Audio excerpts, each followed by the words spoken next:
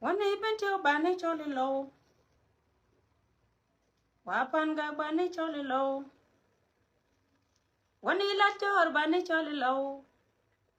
Moan worried yan your Banny near Borchar. Cocon quay munda. Can you all God guru? I cover with a gentian with a one. Chaquara la quam. Dina Jocha Gora Quara. Arwe dwal go Quara. Marial Benjamin Quara. Yawa road with the other Quara. Young I'm a bit water. Welcome.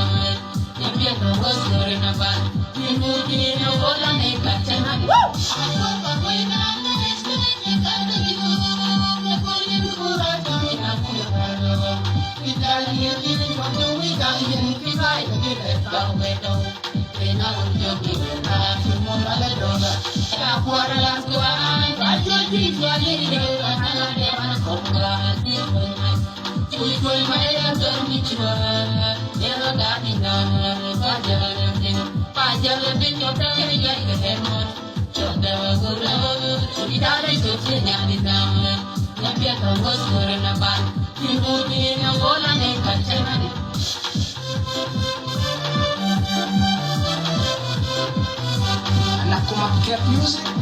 kayak on deal.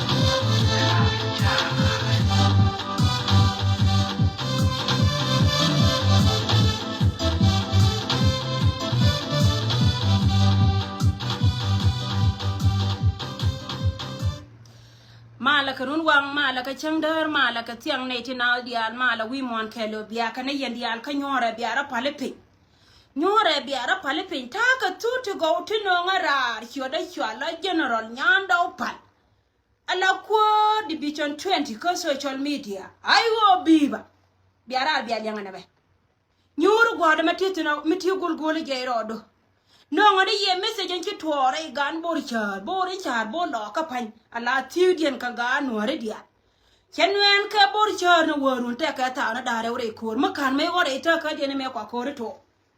ki kor me dir charam ka kuma South Sudan ki kuma Salva ma ya dir ka gwa dun tire nan no ngani ye message ye ne tinas ko wo biya te ka lien ko gwa me ape ni biga barar ka kai ne ke gore je wo biya ka kantina go biya ka gar pin ko ka kan to ke paya to ka royan tama ka gad kon ka kan gor ka je kenen go jen babara chaya ne ra gad kon dia tin kon ka chal ka de mor la de ya pat nya borgio gen chok ye ner ka ma la ka ner ka ye ba general kon dia cha we warar jin jawda me no ngarar janen su kor che nye ne ma warun kor me di da long che nye ka jen chen wan ka tuk duel kelera we da panya yo we da me di we da ma gargar jen chen duet mi dit ka ga daurum jok kan daurum jok no je bar mi chal ka iya ye da ne raw ka ke me raw ka ke cha kamra ran ta me yoy biwa bori char jare yue chi yoy cha pen ka jang ja wura la wo jen point de chen do ran chal ka are chen yue nan dong de kula ja ko ba ma ka putin tere at pin tan de yemin ngan ke lew jen ja kore chana me cha kula larine ka gwada dun ti de nan min chine kien tin tore ta kapata tin jel kel ke wur mi chal ke ma kal kon ala gwada to kwar kien di altina la kwar de ni kien tin cha la tin ko kan di al cha la kapata min cha ngaya ken wo ken pan kien ibine kien ti cha ka joyi chi ko je dit ka ne ti te ka cha mi cha la da ken mu gora bia lin ko ken mu ko barari yo kware gu ji dong che tiam na kon ne me mi cha ya la ka jike ka wiya hallelujah ala ko ja kel ka nori ka jen che ala ka pu jogon lo nori jen tignas kala da nana larke ga to kono to gwada mo alan ma larke ken ka palpin ka baye make proud min che to ka jen gwada dun ti de nana lago min cha ngaya ken go ken cha ka ganga joy ka yoy chicken ne ken kono to rei do ati de chula wi poma dor mi chal ke patai ala ne to kono to chula wi poma ti chara mo ka manda wal bakel ti cha gore dien ko ken loko wa ba ka yon ma ja gad bor char ko ken ngai ka jeta mana ta kare dien wa ba mana ba kana ka pal ka tit chika kaira ara la wo chika wo dor mi chal ke motor ne ndar loka mi chi lo wa ngai wo je ni cha de wo dwe ka motor ka yok to kon cha we ka kan liai mun dang te chi mun dang kala la wo gad bor char tar ko kor kan ka istor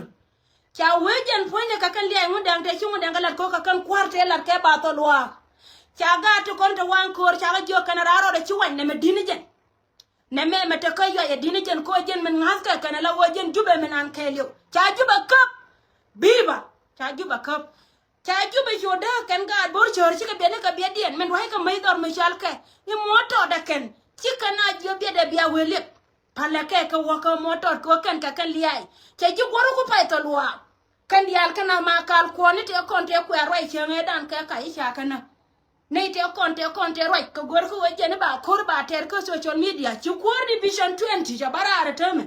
en go cha de betaka 3 days akan pinrol ma kal kol kan general diala kona kanala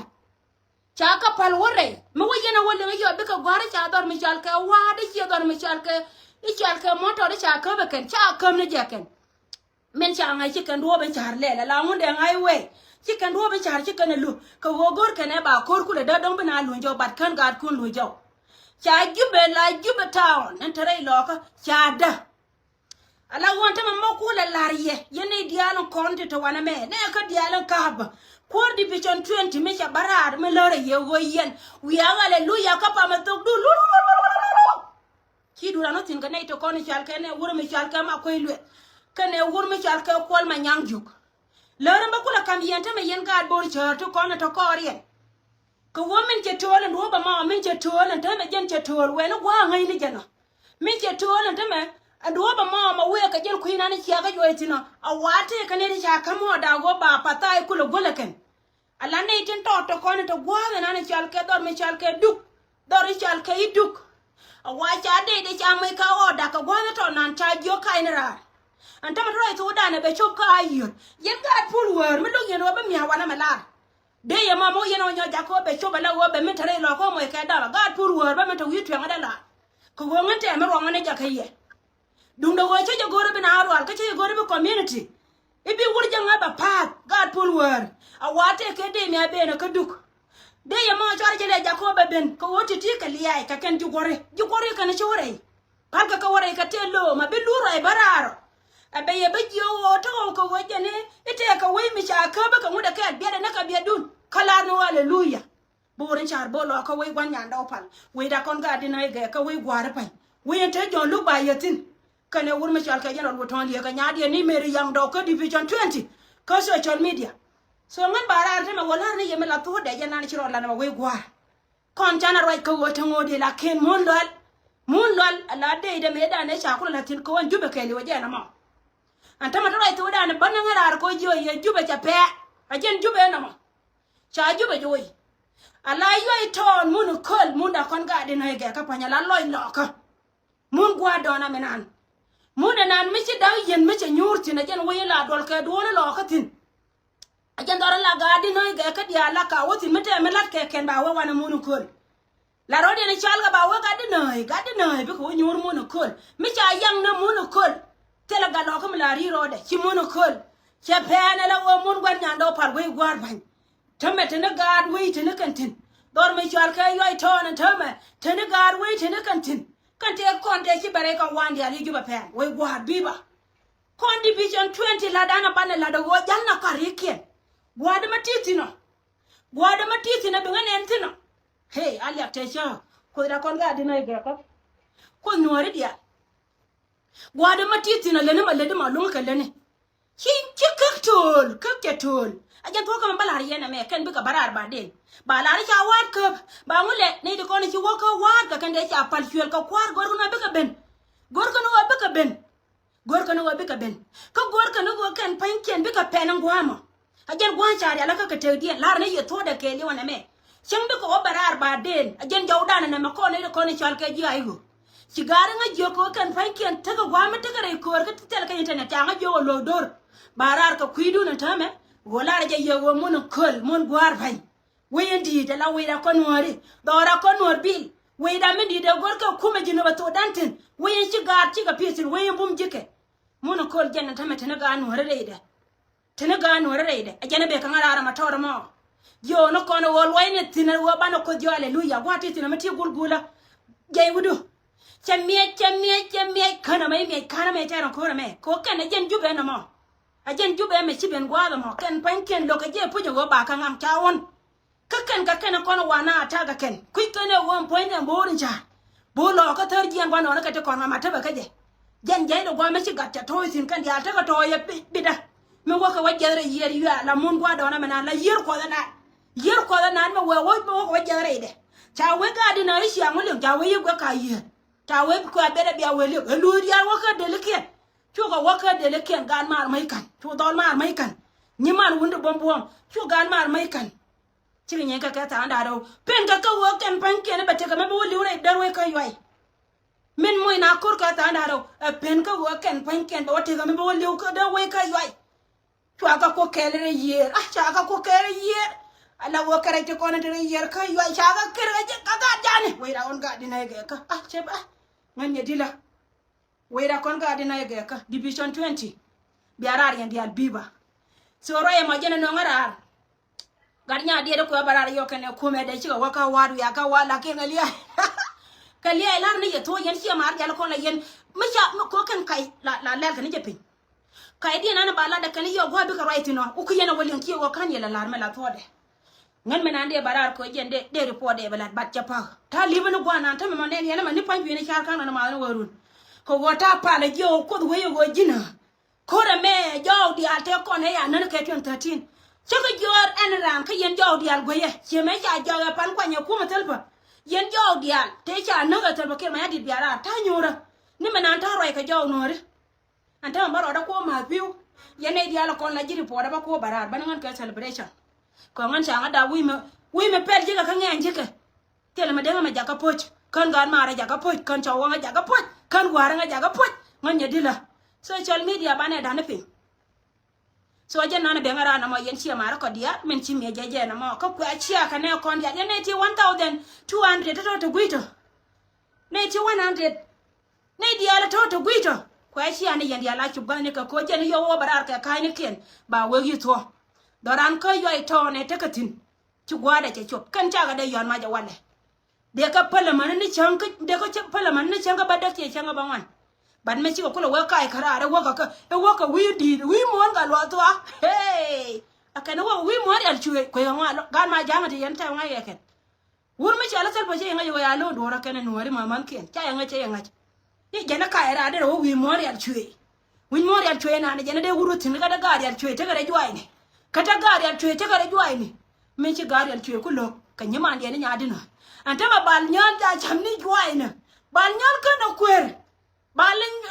la banyor woden jiyo garin jiyo ni jana lo banyor kana no kwer beta ta ka yare cha kam na ko mi chal ka di ne to kon chal ka di ala to kon chal ka di cha kam na dian kan kwara ko ne chiwa ala generally chal ka generally so yes cha kam na generally ala generally dian kon cha kam ka be bal ka ko kel balin nyan ja we na ba ko na so jena lari yena mo we gwar tele malat kane ke golongan banangar ko jo yego ci doran ca pente da dan yoy ton yoy court dora ca pen doran te me panken bitan ken kai ga we ya pa jud ba da pin dor cha lo ngara ke ci pa jud ci dan dor cha du ba wa da pin ken ante ko no gwai kana te be gad pur wor ce me ya lari ye gad pur wor ta me rong ngana me ta ro lo ga ye kare ja ka ba ngol pin kare ja ka ba ngol pin mo wotaro wo chop abi ka chop abia me change nya gad pur war barong rong me ba ngol pin ko chenga dan so yana rap ko social media jo yana shi ma kwanya kama kwanyu wo ina roda do ko wojen point da ba kulu wo shi ma ni nori ko na kaira ko du mu shi ma kwai kaira chenga dan kan tiri cha ga de bana wi me ta me de ko na dar pur war ko cha la do mu de ti mu de ngala wote le de ba na do run ha chu yana kula ba ja ka ba kel ka wat a shi ba gore be ma kal ko ba liu na ka wat ka de wono ne da na to ngai ade ina ne yen me che pal ben ka wo jwa de chu yen de do kan ya la ba yen tara ja baroi gad pur wo ra ja baroi we gwar no ra ken no unity che ben so jana la ko na ba da ko gara ra da wa ma piu che li wo ra da wa ma piu ko jo ko da male ko da hallelujah ko da ko nori hallelujah thank you ko da ko chine kam joto ko ti lo de te gwadin ko chine kam juro gwadin general di ala to jo bo chi ko chop tina gwadin na tel kel makach ko we da jaga je kam ka kamji ko katem aka ko ngoda ba wo ke la ni wiya che ga majuda mi ci ga da toro den ko liya ko ti lo da te ka mi ci la da wala ba ko ma ga piuta ma hallelujah ko nyal ci la ta lo ni wi ko am kordu amen ci lo te bai